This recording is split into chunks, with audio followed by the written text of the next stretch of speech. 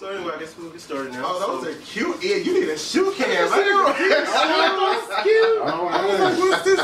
Sparkling. I love those. Those are cute. He's straight to the head to the ankle. He's sparkling on the feet. No, that's real.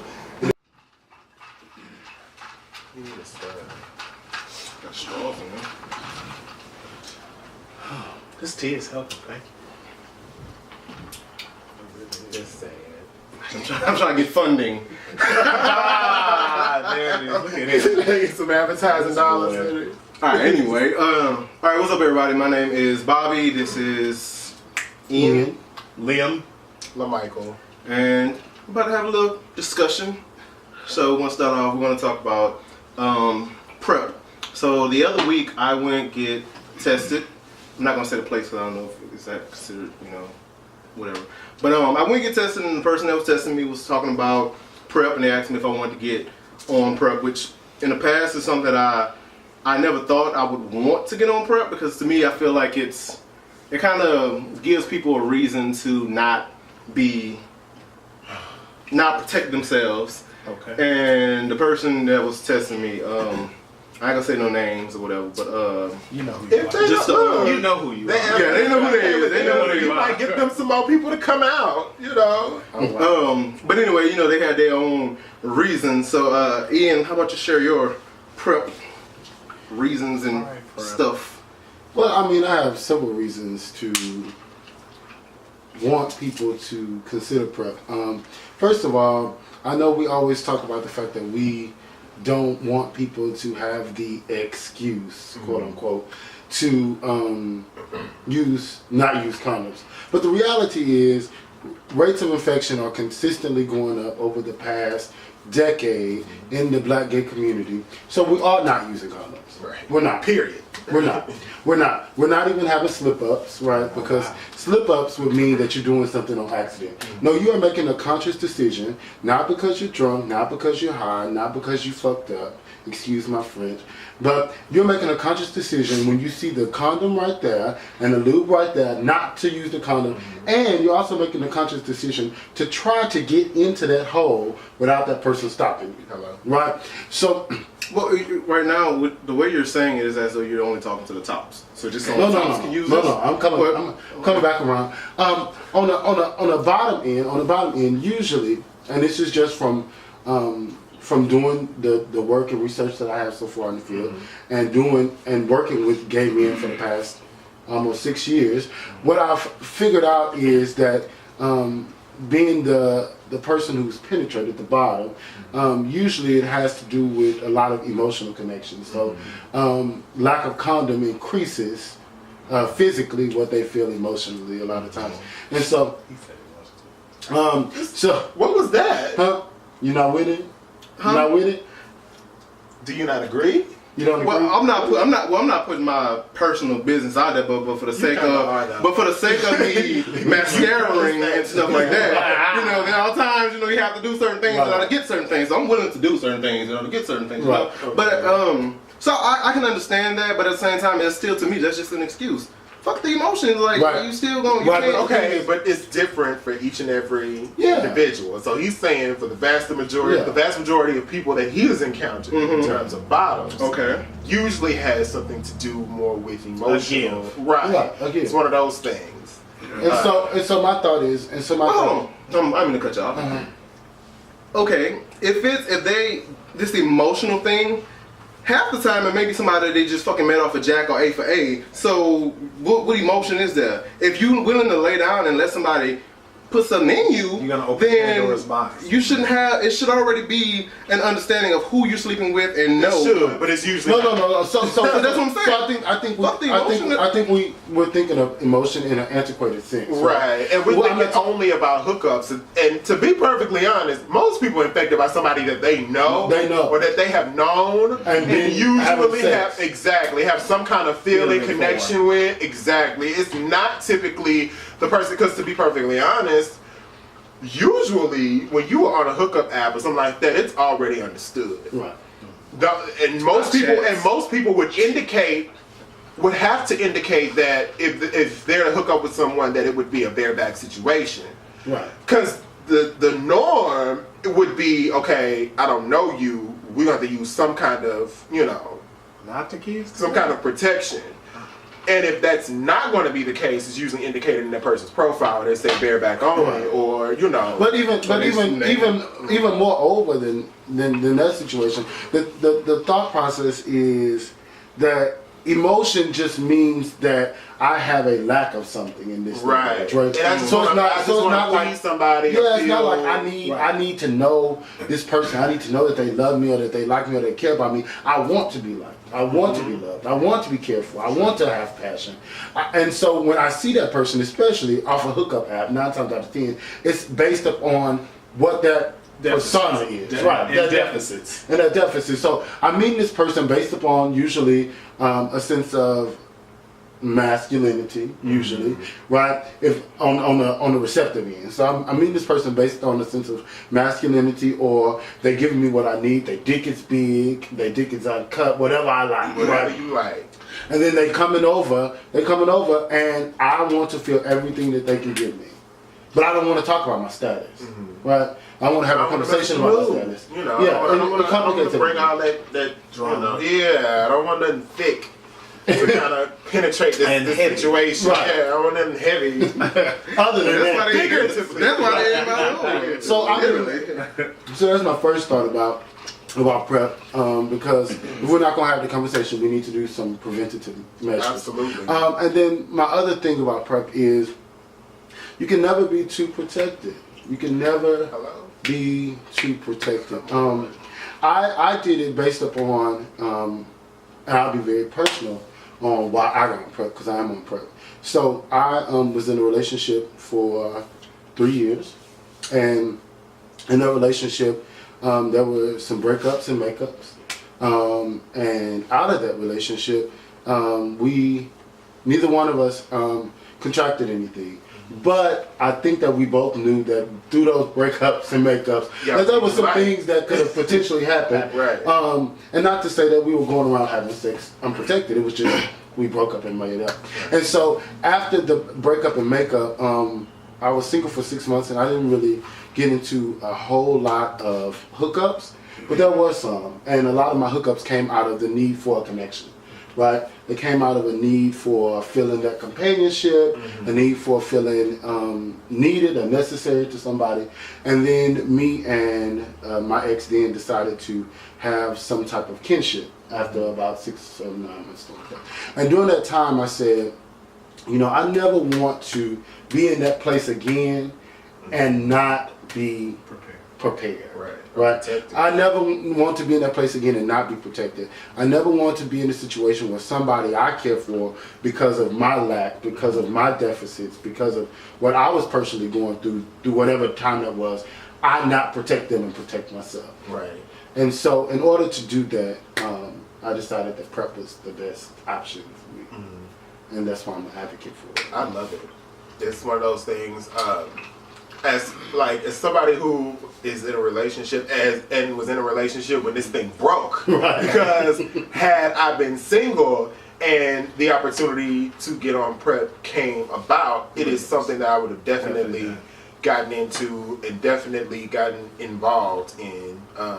I feel like it's one of those things, and I've said this before, I'll say it again, birth control was met with kind of that same moral thing about now these girls are gonna go out and they're just gonna have sex and da-da-da-da. But I mean, we are in a post-birth control era where if you have the opportunity to protect yourself from any type of situation that could be detrimental to your future, why not take advantage of that? Why not? But in addition, it exercises some responsibility. Exactly, because the fact of the matter is, it helps you in terms of HIV, but you still, and I'm going to say this too, because I feel like some people have said things like, it's going to eliminate the need for counseling, education when it comes to HIV. That is not the case. It's going to cause a greater need because, yes, you have PrEP, but there's still other factors that you have to consider. And so I think it's one of those things where it is a great starting point, especially depending on the kind of lifestyle that you live. Like, I think that this is something that not only gay men can benefit from, but sex workers, women who are in questionable situations where, my husband may be cheating on me and I know this for a fact. This has always been the situation. Now I have something that... No, leave him. Right, baby, let me tell you something. Right, that's easy. When you work with people who will come to you and tell you, they come and get tested every 6 months or every year, knowing that, okay, my husband cheats on me, he has sex with other women, I know this, I'm not going to leave him. That's not an option. Yeah. So what do we do now to help you? That's a sad situation. But see, this is the thing. We don't get involved in... I'm not here to judge you, baby. I'm here to try to figure out how I can help you avoid becoming infected with HIV if this becomes something that may, happen. The only concern I would have about something like this, one, I'm a little naive when it comes to PrEP. I'm not as familiar. Mm-hmm. But I guess the thing that concerns me is that we already live in a society where individuals don't exercise any kind of constraints in many cases. And so I think, unfortunately, to give another medium perpetuates a behavior that says, okay, I just go out here and just be a real... So I wanna comment on that, because this is the side that people don't get to see, right? So I'm gonna take it from like the sexual premise, right? And I'm gonna talk about how much responsibility it has put on my shoulders since being on it. So as a black gay male, I have been pretty healthy, never had to get put in the hospital, never been hospitalized. Really, in the past 3 years, even though I've worked in the healthcare field for the last 6 years, I haven't been for a physical because ain't nothing been wrong. Unless I got a new job, I'll do the blood work. Right. So I'm not happy about that, but I will say that was the case. So since PrEP, I've been to the doctor twice, had blood work run on every part of my body to make sure everything is still working. Right. I'm consistently counseled. I've been to 3 different specialists on things that I wasn't even thinking about. Looking at getting new teeth. Right. So dermatologist. Now you're taking a bigger, I'm in a smoking cessation class because I smoke too much. So I mean, and then the fact that I have to make sure I take that pill in order for it to work every day. So now you're taking more responsibility for your health overall. Okay. I love that side of it, but at the same time, it's like that's Ian. Ian is able to live up to his responsibilities and do what he's supposed to do. But we have other people who may not be as responsible, and they may start taking PrEP or whatever. And what if they don't go to the doctor's appointment? What if they miss a couple of days of it? And it's like in their mind, is it better for them to have not had PrEP at all and not had that information given to them at all and still engage in that behavior? Like, I feel like it's even with that, they have the education when it comes to like the condoms or whatever the case is. But that's not feasible. That's not feasible for every single individual. The fact of the matter is the information is out there, and gay men are not using condoms. They're not. We're just not using them. But so this is. I just want to throw this in. And I really want y'all to stretch y'all thought process when I say this, because this is a little far-fetched. I want y'all to stretch out thoughts. I'm going to look at you. Right, I know you're going to look at me. I like I said, I've worked in this field, but this is something that I personally feel. How dare we as a community get mad with people for not using condoms when not using condoms are natural? Hello.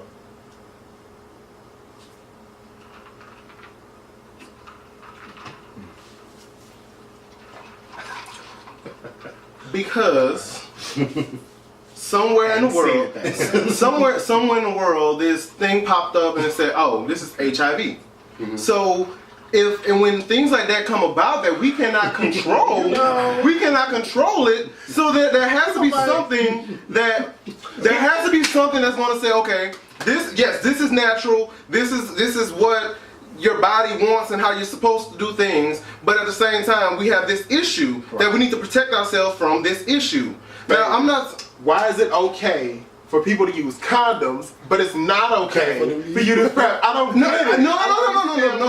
I never said it wasn't okay to use PrEP. We sat down and had a conversation about it, and I told him, yes, I will try PrEP. Because for me, it's more of, I'm not going to knock it and say, no, it's not good, because I don't know how it works. I don't know if it's going to be effective. I don't know if it's going to be a good thing for me until I actually do it. Right. So my thing is this. I'm for PrEP.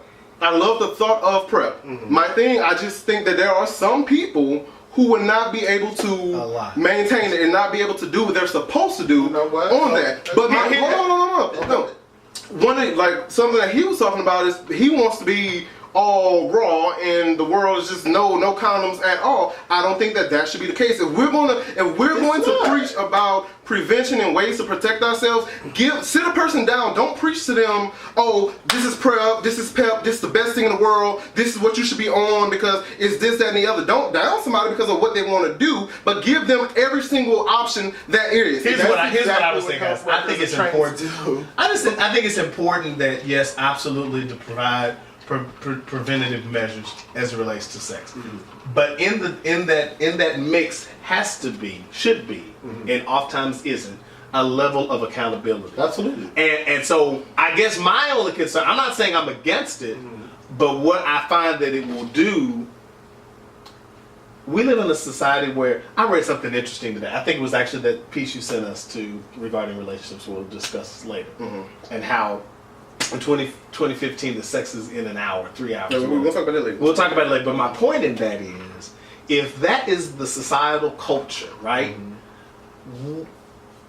I get the need for protective measures, but I don't think we also need to give people more excuses and more reasons and our accessibility to be more irresponsible. It's not. Because that's why I said it will only increase the need to still have the conversations about safe sex. Like Ian just said, going through the process has made him take more accountability for his health overall. That's an isolated incident. Here's the thing. HIV is not, in my opinion, the worst sexually transmitted disease you can get. You can manage that disease. You can actually live your life on your medication and be perfectly fine. You can have children. You can be in a committed relationship. You can get married. You can do all of those things. But there are some sexually transmitted diseases that will make your life a whole lot more complicated than HIV because it's something that will inflict pain. It's something that will change the way it could change your overall health. Those things have not gone away. So like I said, it only increases the need to have this conversation and say, you know what? You are not in the green to go ahead and do whatever you want just because you're on PrEP. It is only helping deter you from getting, or helping prevent you from getting HIV. And it's still not 100%, but it's something that you're doing in order to help maintain your health in the event that something occurs. My goal for the world is like in the same world that we have a 12 or 13-year-old girl go to her mother and say, Mom, I'm sexually active. And that mother says, regardless of what I feel like you should be doing at this point, you have shared with me a fact. And that fact is your ass is having sex. So I'm taking you down to the gyno and you're going to get on birth control. I envision a world child.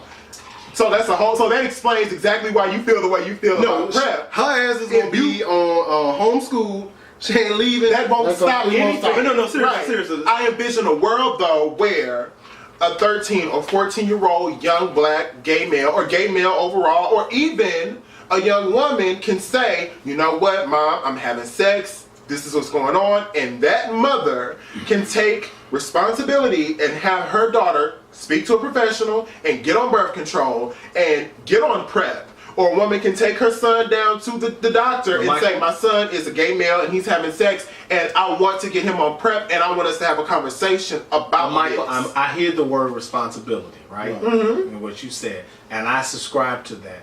But what does it look like for us to do better jobs on the front end? So this the thing. I'm serious. No, really. Because I think, unfortunately, I'm with you. I'm not saying to if in fact there's a medium and a vehicle to help us, by all means use it. But I think in our societal culture today, we have so many examples of where we use excuses for perpetuated behavior, and we gotta figure a way. I feel like that's none of my business, but it doesn't negate. I'm not. So stay there. I'm not saying it's none of my business, but it does not validate. It does not negate its validity. That's a. I mean, you know what I'm saying? We're talking about cold hard facts. And the fact of the matter is, based on statistics, people are still having sex regardless of their sexual orientation, period. Now, especially in the gay community, we don't use condoms. So what can we do to give you another option to protect yourself from a possible infection? Your behavior is already that. You are already having sex. You're already not using condoms. So what can we do to help you not contract HIV? We can have all these conversations. We can engage in all of these things. Ian will tell you, you know, when you go to get tested, they go through a whole questionnaire and they try to give you tips on how to have safer sex, period. Right. You can see a person, and it really, I mean, I know that as gay men, we have a responsibility to our community specifically, but overall, and I'm just going to be honest about it, fact of the matter is, it's not just gay men that come in and get tested for HIV.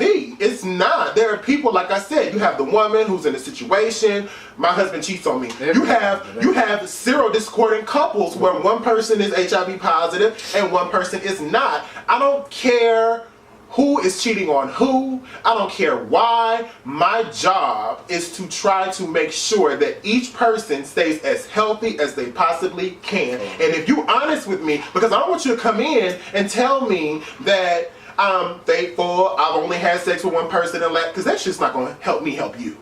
Like, I would rather people be honest because they don't want to face the thing of, well, I'm not going to put you on PrEP because you should really know better than to go around and have sex with people you don't know or not use a condom. That shit is none of my concern. You've already told me that you have sex unprotected, and I want you to be safe. I want you to be as safe as possible. So I'm going to give you something to help you achieve. What was your thought? You should have got the real one. What was your thought? That's what it is. What was your thought? So this is the thing. In like thinking about it on a cultural landscape, huh? I think we said you need to gather your thoughts. No, I got it. I was just trying to make sure I had where I was going. Right. Start here, like, yeah. So, on a cultural landscape, especially as black gay men, we know we have a really, really high infection rate, right? Mm-hmm. We know we are the only population that is dying in their 20s and 30s. Mm-hmm. At such a drastic rate. In record numbers, right?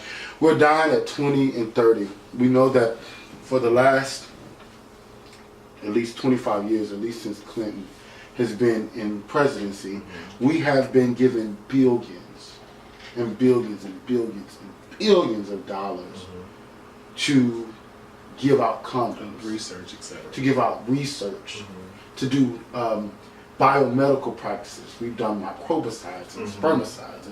There have been everything that we could do for the negative, HIV negative community to push them towards a healthier lifestyle.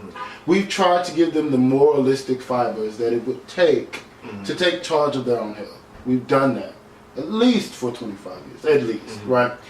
We know that we have not focused so much research on HIV positive individuals. Why? Because we are just finding out in the past couple of years that if a person, this is a real research study, I should have probably looked it up, I'll send you the link. Next time we should have this up and open, just in case we need to Google something. But there's a study that says, there's a study that shows that there's about a 1 to 4% chance that a person who is undetectable, it's probably lower than 4%, probably 1 to 2%.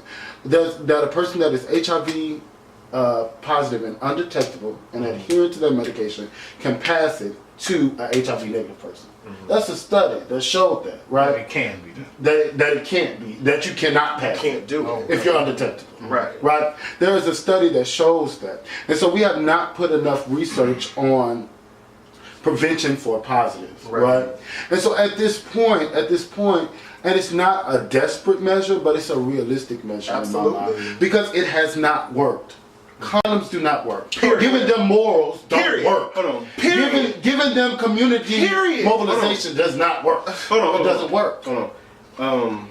You said about my views of PrEP.